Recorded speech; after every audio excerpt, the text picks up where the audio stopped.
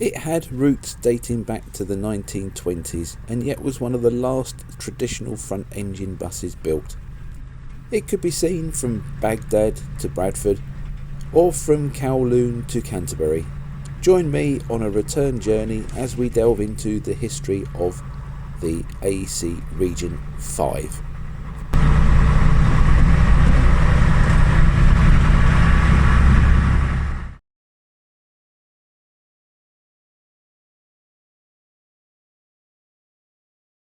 The heritage for the AEC Regent V goes all the way back to 1929, when the first series of the AEC Regent was unveiled by AEC. Your typical bus of the 1920s tended to have a very high chassis, which meant it could be quite awkward to get into. These chassis were derived normally from goods vehicles. But with the advent of the Leyland Titan in 1927 and the AEC Regent in 1929, all this was to change. The original AEC Regent was powered by a 6.1 litre petrol engine, but from 1932 AEC offered the 8.8 litre diesel engine, although from 1934 a 7.7 litre diesel was introduced. Production of the AEC Regent ceased in the outbreak of war in 1939. Production resumed in 1945 with the AEC Regent II. But in 1946 this morphed into the AEC Regent III, which was one of the more popular types of the Regent. The Regent III was powered by a 9.6 litre diesel engine, and it was this type of bus that formed the bulk of the famous London Transport RT class, the predecessor to the equally famous Routemaster bus. There was an AEC Regent 4, but that was just a prototype underfloor engine bus, so production went from the Regent 3 to the Regent 5. It was launched in 1954 and was a development of the previous Regent 3 chassis. Initially it had been developed as a lighter weight model of the Regent 3, and indeed the Regent 5 was available as a medium weight model or a heavyweight model.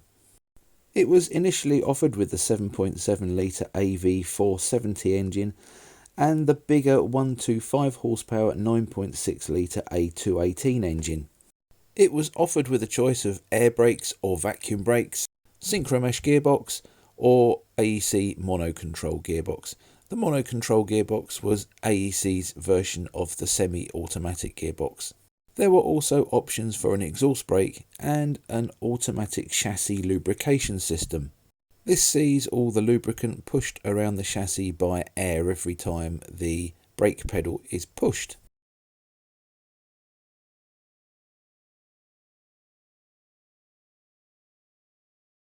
The first two chassis were completed in 1954 and were bodied by Park Royal as 61-seaters.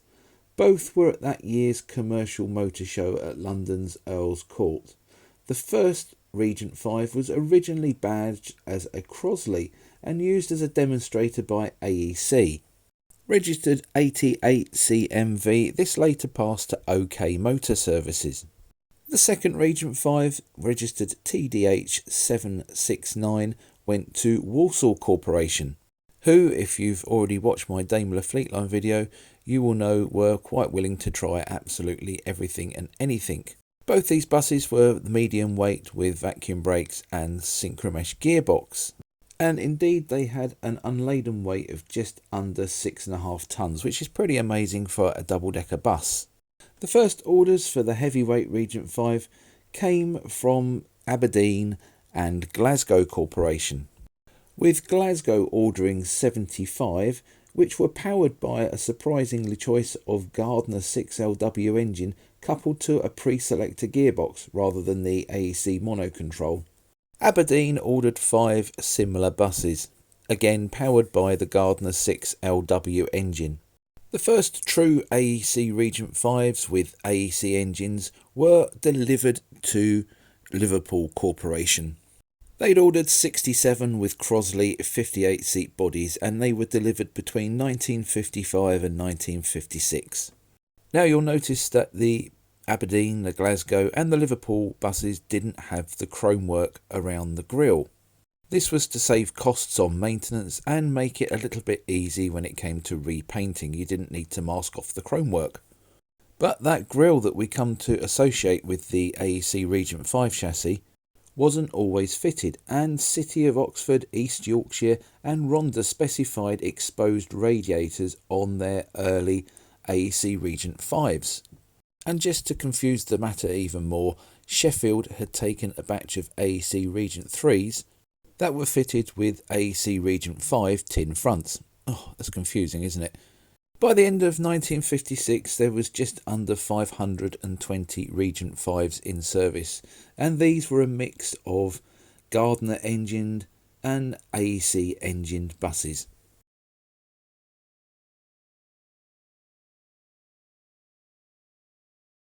In 1956, the constructions and use regulations about vehicle lengths changed, and it became permissible for double-decker buses to be 30 foot long, and as a result, AEC introduced a 30-foot long Regent 5. Two 30-foot Regents were delivered in 1956, one to Cotterell of Michelden and the other one to Western Welsh. Now the interesting thing is that the Cotterell's bus was displayed at the Motor Show in 1956, and again it featured Crosley branding. Main of Manchester, as seen here, were also early buyers of the 30-foot long Regent 5 buses. By 1958, operators were starting to switch to high-capacity front entrance buses, and companies such as Hebble, Rhondda, South Wales and Yorkshire Woolen were amongst the first to specify this type of bodywork on the AEC Regent 5. Whereas Leyland offered exposed radiators on its Leyland Titan until the end of production in 1969, AEC was quite quick to drop the exposed radiator option, with there being very few Regent 5s built with an exposed radiator after 1958. The last exposed radiator Regent 5s were built for Leeds in 1960 and had Metro Camel Orion bodywork. This standardisation on the new look front made the Regent 5 instantly recognisable. However, there were oddities that did look a little bit different. Bit like this Northern Counties Lowbridge bus for Barton Transport in Nottingham. But it's still a very handsome vehicle. And talking of handsome vehicles, you knew that I would have to put in an East Kent AEC Regent, didn't you? East Kent actually put in the biggest BET group order in 1958-1959, and these were 40-seat Park Royal bodied 30-foot long buses. A similar bus was ordered by Liverpool Corporation, but it was destined to be a one-off. It was also destined to be their last front-engine bus before Liverpool switched to the Leyland Atlantean. Another claim for the last of anything on the Regent V chassis came in 1963, when South Wales took delivery of 6 row-bodied 37-seat single-decker Regent Vs. These would be the last new half-cab single-deckers to enter service in Britain, and were used on a route which would not allow the use of an underfloor engined bus due to a low bridge.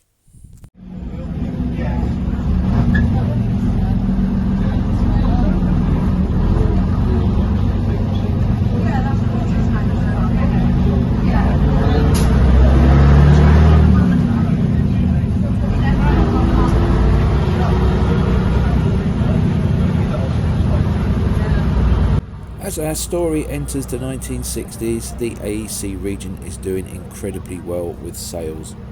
Although the heavyweight bus was much more popular than the medium weight bus, the medium weight was by this point selling in penny numbers.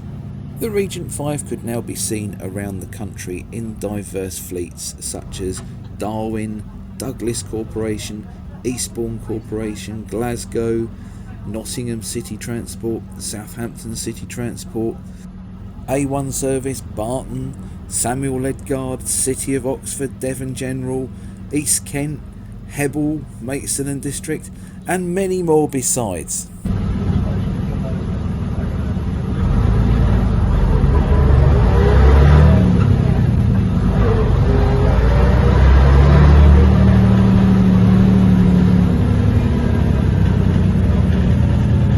One operator who wasn't on the list was London Transport.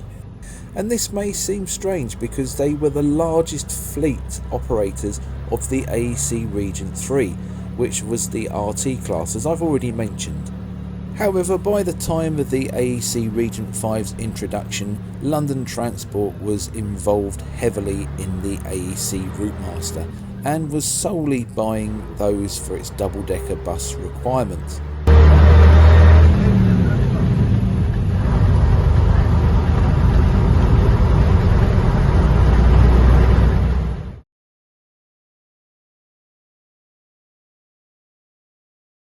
It wasn't just in the home market that the Regent V was experiencing success.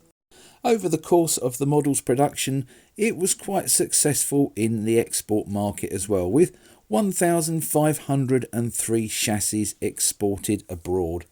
The Kowloon Motor Bus Company in Hong Kong took 210 between 1963 and 1966. And these were bodied to a 34-foot long length. The Regent V also did very well in the Middle East, with Tehran taking 450 and Baghdad taking 280, as well as 28 spare chassis. There were also substantial orders from West Pakistan for 118 buses and Johannesburg in South Africa for 110 buses. Closer to home, the Regent V also picked up orders from Lisbon in Portugal. Between 1957 and 1966, there were 236 Regent V chassis which were supplied to Portugal. In addition to this, there were 57 kits which were assembled as integral vehicles by the company's associate in Portugal, UTIC. And from what I understand, there is very little to distinguish one of the kit-built Portuguese buses from the South Hall-built genuine AEC article. One area the Regent V didn't perform in very well, though, was in Ireland. And this was truly Leyland Titan territory. CIE only took 3 Regent Vs, and they bodied them themselves in their own workshops, to this dated looking design with half drop windows and a luggage bin behind the rear entrance.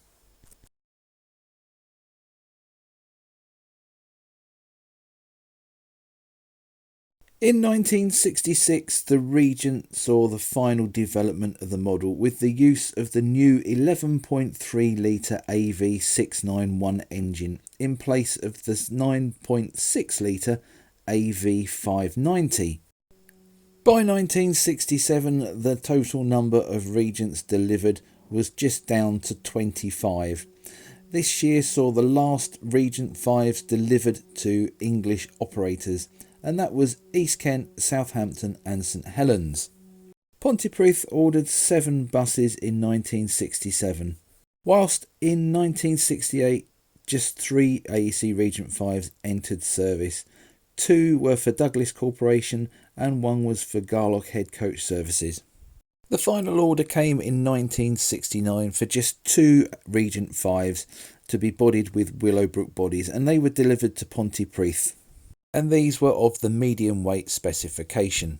When production of the Regent V finished, some operators turned to the AEC Swift as a replacement, including East Kent Road Car Company.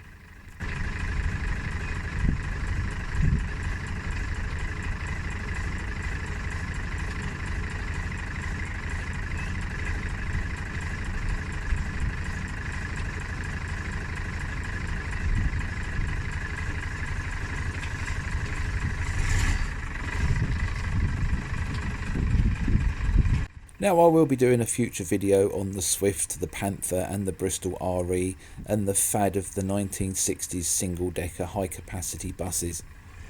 And after the success of the Regent And in London, the Routemaster, the Swift tends to get a lot of stick as the poor relation to both of these buses, which I think is a little bit undeserved because it's actually rather a nice bus in its own right.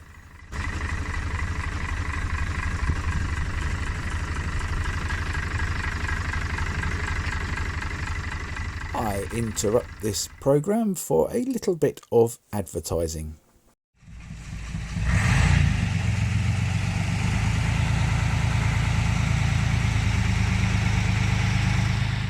Do you remember the glory days of East Kent Road Car Company Limited?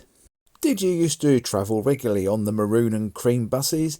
Did you drive for East Kent Road Car Company Limited? Or are you an enthusiast of the buses and coaches? If you've answered yes to any of those questions, then Friends of the East Kent are the group for you to join. We are currently actively preserving 5 old East Kent Road Car Company buses and hold on to a lot of East Kent Road Car Company memorabilia. Of the buses Friends of the East Kent own, 3 are AEC and 2 are Guys. One of these Guys is a 1951 Guy Arab FFN 382. Friends of the East Kent acquired this in 2022, and as you can see, it is requiring a complete restoration and rebuild. But it is well within our capabilities, and a lot of our maintenance work is done in-house. We're also partway through the restoration of AEC Swift VJG 187J, which was new to East Kent in 1970. We also have a further Guy Arab, an AEC Regent and an AEC Bridgemaster as well. Membership is just £10 a year, and for that you get a quarterly newsletter, you get access to our membership Facebook page and a chance to join us on days out to various bus rallies around the southeast of England. And we're always looking for volunteers as well. And we are a very friendly bunch too. If this is something that rings your bell, you can find us on Facebook, where you can also contact us, or you can email andrew_watkins@line1.net for further details. Thanks very much. Back to the main feature.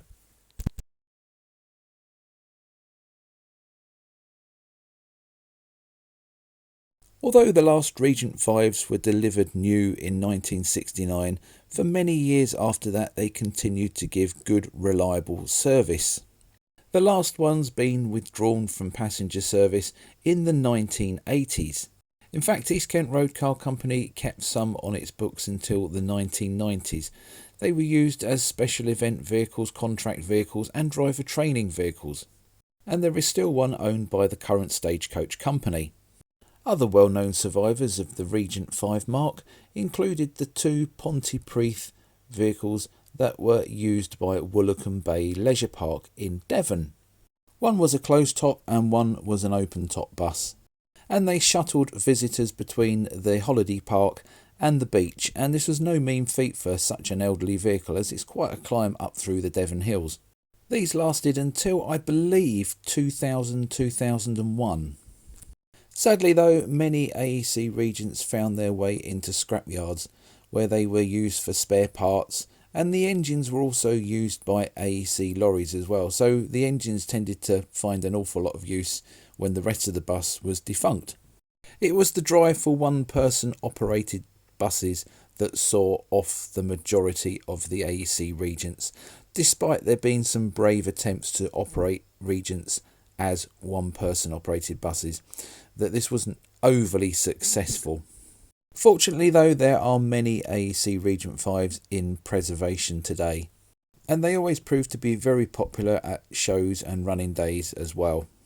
Not only because of the sights and the smells of them, but also because of the melodious noises that they make with the whine of the gearbox and the sound of the engine. There were 3,788 Regent Vs built over the lifetime of the bus, and it's a testimony to the design that you can still ride on them today.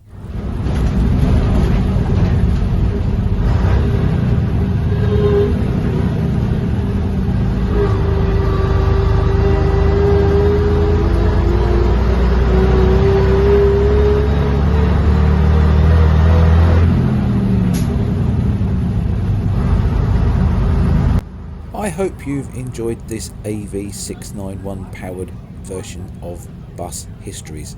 With any bus that's got the history of the AEC Regent V, I can't even begin to do it justice in a 20-minute long video. So there will be companies that I've missed out, and there will be facts that I've omitted, and I do apologise for that. But please feel free, if you've enjoyed this video, to comment in the section below and just share your memories of AEC Regent Vs.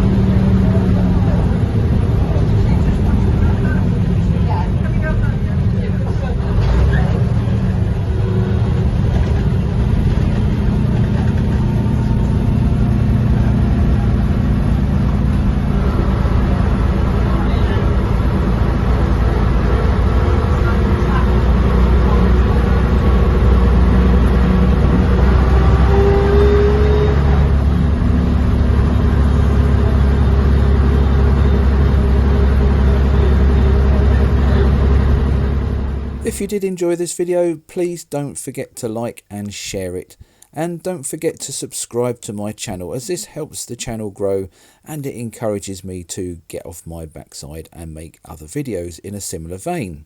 It also lets you know when I release further videos in this series. Thanks for watching. Goodbye for now.